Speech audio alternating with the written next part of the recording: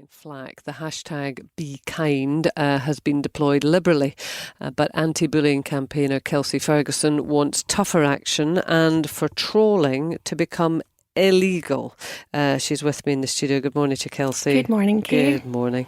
And this is very much a very personal mission for you, isn't it? Based on your own experience. Yeah, 100%. Yeah.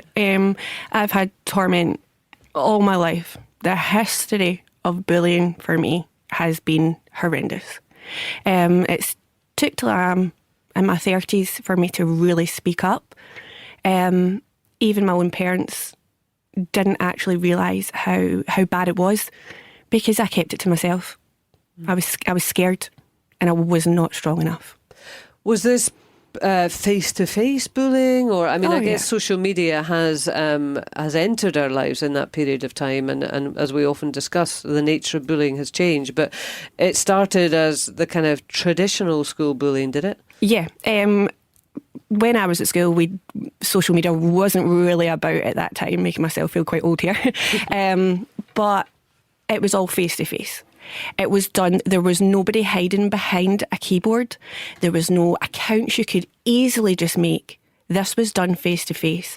And it started as early as primary 4, when someone tripped me up on purpose and I broke my arm.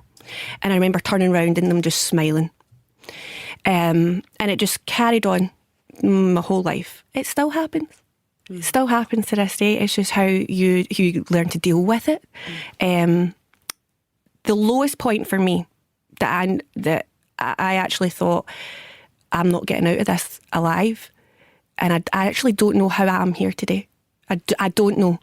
I must have a strength within me that I just didn't know I had. And I was so excited. This is the point. I was so excited to get invited to this party. I had no friends. I didn't ever think that MD would really accept me. And I got so excited to go to this party. And I turned up and I got my dad to drop me off. And I was like, bye, Dad. I was so happy. And I got into the house and there was 5 guys, 6 girls.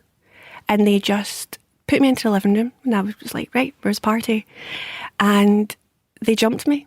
And they tied my hands behind my back. Wow. This is assault. Yeah. They tied my hands behind my back. One of the boys sat on my legs so I couldn't even kick them off.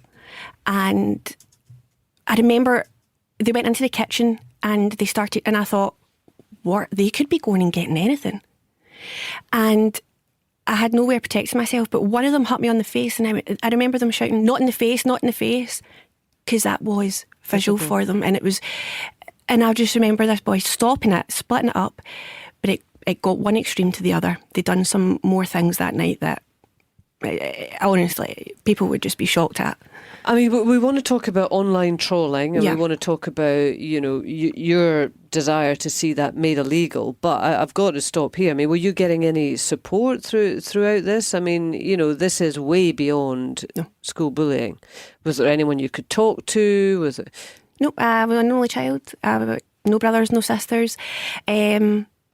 My dad's a very old-fashioned type of man, where these vows are, ignore them or give yourself a shake, and believe me, see if I could have gave myself a shake, I would have. But no. And also, anybody at school was scared of these people as well, so they didn't want to help me. And eventually, I left school. My mum just took me out. It was unsafe. I was rushed to hospitals. I had pains in my chest. I couldn't open my jaw because I was clenching my teeth so much at night. Wow. And I didn't want to go. And then when social media started making an introduction to our life, there was websites made about how I was to die. And pictures were getting made. And that was the point that I just thought, I'm not leaving this house. And I'm not leaving this house. Well, you feel so passionately about this. We're going to talk more about it this morning. I'm also joined by Yair Cohen, who is an internet and social media lawyer. He's the author too of The Net is Closing, Birth of the E-Police. And Karen McMillan is a supervisor at Childline. So we will continue this conversation. But if you don't mind, Kelsey, we'll just catch up with travel with Anne-Marie. Hi, Anne-Marie. Cheers, Kate. Well, looking to Edinburgh, there's still a lane blocked by by an accident on your Scotland travel. Thanks very much, Anne-Marie. Just speaking to Kelsey Feguson here, who has been outlining her really horrific experiences as a child and a young person as the victim of bullying. Very direct, very in your face, very physical bullying.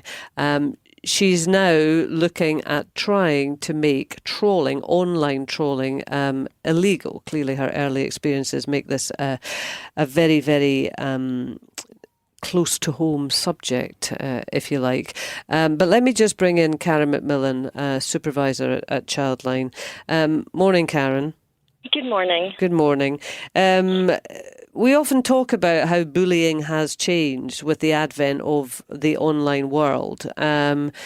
Kelsey's talking about what we might call more traditional bullying, if you like, if that doesn't underplay it. I mean, it sounds like plain old assault to me in terms of what she described. Is that all still happening as well as online bullying? Oh, yes. Our experience at Childline is that old-style bullying, the bullying that occurs at school, the physical bullying, the mental and emotional bullying at school still happens, but it doesn't stop at the gates, just as Kelsey was saying. It just doesn't stop. It can be 24/7 for a young person, which really affects their mental health. So so perhaps it's wrong to make a distinction then between online bullying and face-to-face bullying. Is it more the case that they kind of feed off each other? I would suggest that would be the case. It used to be when you left school, the bullying would stop. Particularly, I mean, I'm a little bit older, but certainly when I was younger, the bullying stopped. It's just a fact that the bullying doesn't stop now. And it's just very difficult for a young person, not to look at social media to see what's going on, and that can, leave a young person absolutely devastated. Is that your feelings about it, Kelsey? That they feed off each other? They feed each other? They do, yeah. It's certainly opened up another world to them now, because it is a lot easier to make fake accounts in this. But I mean, the comments that you see about yourself, I still get them. I'm now 30 years old and I'll never wear my hair up because they tormented me about my ears. So no matter what anybody says, well, when you're a child, things will stick with you. And they go, it was 10 years ago, it was 20 years ago. It's still affecting me. So, yeah, it's just getting so much easier for people now to be able to target someone. All you need to do is put a name in. All you need to do is put, if you know what school they're at, where they work, you just need to do that. And they come up, you find them. So why are you focusing on making trolling illegal? Because I think that it's 2020 and there needs to be a stand here. When you pick up Facebook or something now, you're seeing someone taking their life, and because they say that's the only way out. That should not be happening now. That should not be happening. There's far too many of it. And what I find is when a celebrity has done this, everybody's writing and passing their condolences on, and then it will die off until something else happens. It'll come up again and it'll die off again. This can't keep coming up and down, up and down. This needs to stay. And this needs to stay the hype and make a noise about this, because it just seems to disappear far too easy. I mean, we have a hashtag which arose following Caroline Flack's death of #BeKind. Can you see any evidence that people are responding to that in a meaningful way? 50-50, isn't it, really? Because everybody's so easy to follow a crowd and make it look like you care. But I guarantee you, half of those people that put the #BeKind for Caroline Flack have said something negative to Caroline Flack. Let's speak to Yair. Morning, Yair. Hi, morning. Good morning. Good morning. In terms of making trolling illegal, I mean, it has become such a kind of feature of all of our lives, if not directly. And we certainly, most of us have an awareness of this being a fairly pernicious presence amongst us. And one can absolutely see why anyone would want to say, just make this illegal. But that's a complicated issue, really, isn't it? I mean, there is legislation surrounding this already, is there not? Yes, indeed. First, I would would like to say that I do admire Kelsey's strength and 100% support her cause. Well done, Kelsey. The reality is that we are focusing on the wrong thing. We are focusing on trying to change the law. The law is there. There are very specific laws of harassment that cover online trolling. What we really need to do is to make it easier for people who are being harassed online to be able to identify their internet trolls. Imagine in every town there will be a small number of professional thieves, but as soon as the sheriff is gone away, you will have some opportunists, and those opportunities eventually will become professional thieves themselves. So the real issue for us is to say, as a society, do we accept that free speech will be misused and abused in such a way, or do we want to make it easier for people to be able to unravel the identity of those who harass them? Because once we make it easier for people to be identified, I bet there are going to be much fewer people who will even think about trolling and harassing and being abusive towards the fellow citizens and friends and colleagues and even people they don't know at all. And how would we do that? Well, that's a good question. It should be very, very simple. Currently, in order to discover the identity of an online troll, the victim would probably need to spend something like £5,000-6,000, and if they went to the police will not even attempt in most cases to take any steps, because for the police it will take about 6 months to go through this process. And what we need is to have an easy process. It is so simple. It is so simple just to have a simple process where people could just apply to a committee or some sort of a judicial body and say, look, I've been trolled on the internet. I would like to, this is my case, these are the evidence. Can you please give me a certificate or something I can take to Facebook, and then Facebook, say, in return, will give me the details of the person who's been abusive towards me. How simple is that? I mean, if someone walks but then what would you do with that information? Well, there are two aspects to this. The first one is when people know that their identity could be relatively easily discovered, most people would just stop, because as Kelsey said previously, is the fact that they are able to hide behind the keyboard that gives them that confidence and strength to go and bully other people.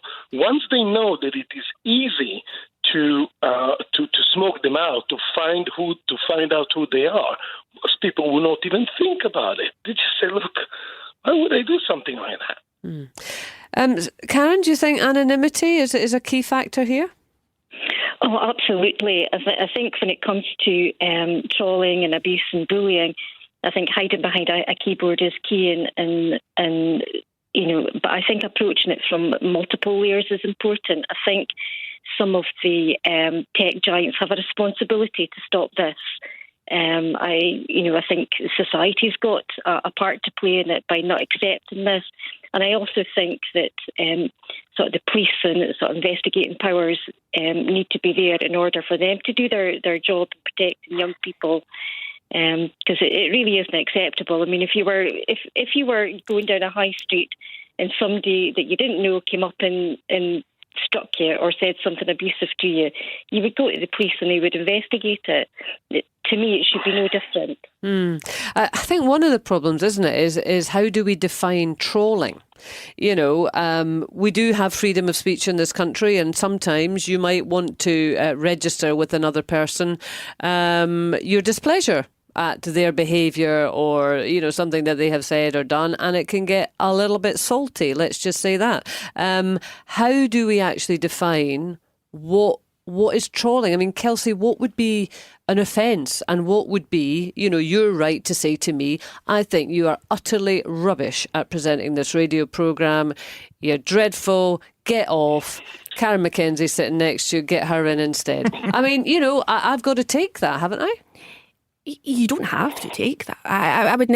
Nobody has to take any sort of abuse or anything. I think there's a line, and when it becomes constant, and you're constantly at this person, or it just makes somebody feel good to take someone else down. It's just constant.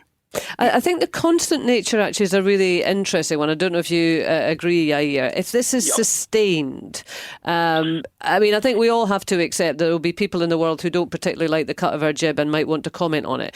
But if you can discern a pattern, a sustained pattern of abuse that is clearly having a damaging effect on another individual, then I would argue maybe that takes it to another level, does it? I think you should have a right to ask another person to not contact you, to not address you, to not repeat the same things they've been saying to you all along. If the easiest test is to think about what if this exactly the same thing had happened on the street. And very clearly, if somebody kept approaching you, whether the allegations are true or not, or it doesn't really matter, if someone kept approaching you, kept following you, kept chasing you, kept shouting things about you constantly, and you asked them to stop and they didn't stop, the police will come and they will arrest them and they will take them to court and they will charge them with perhaps a minor offense of harassment. The same rules should apply to the internet. There's absolutely no reason. If someone is being abusive towards you, and you ask them to stop, there's absolutely no reason why they should continue harassing you. It is very simple. Yeah, I think it's such a difficult area. I mean, clearly a minefield because we haven't sorted it out. We're still guddling around with what is a fairly toxic mess. But maybe doing exactly as you say, is applying the rules that we would apply in real life to the online world, and those are our boundaries of acceptability. Though of course tracking people, knowing who the heck they are, is one of the things that becomes very problematic about the online world. Kelsey, I wish you luck in your endeavours. It's great to have people like you who are willing to be so open about their own experiences and just out there banging the drum. I'm not getting me to be quiet this time. My goal is to go to schools in Scotland and workplaces and demand to see what they are doing for this. If someone comes to them with the online abuse or someone, it's quite easy to write something down, a bit of paper. I want to see some actions. Okay, Kelsey, thank you very much indeed. Kelsey Feguson there, and thanks also to Yair Cohen and Karen McMillan from Childline. Get in touch with BBC Radio Scotland. You can call our free phone number on 08085 92 95 00. You can text 80295. Standard message rates apply. This is BBC Radio Scotland. Captain Corelli's Mandolin, great book. Rubbish film. That comes from Trisha there. Karen McKenzie's looking rather perplexed. Why are you looking rather perplexed? I read the book, but I kind of kept skipping the worst scenes and just going to the romantic bits. Oh, aren't you sweet? I'm asking people for the great book, rubbish film, you see. Oh, right. It. So it's very often the case, isn't it? Book very much often better the than case. The film. Very often the case. Anyway, have I forgotten your theme tune? Naughty old me.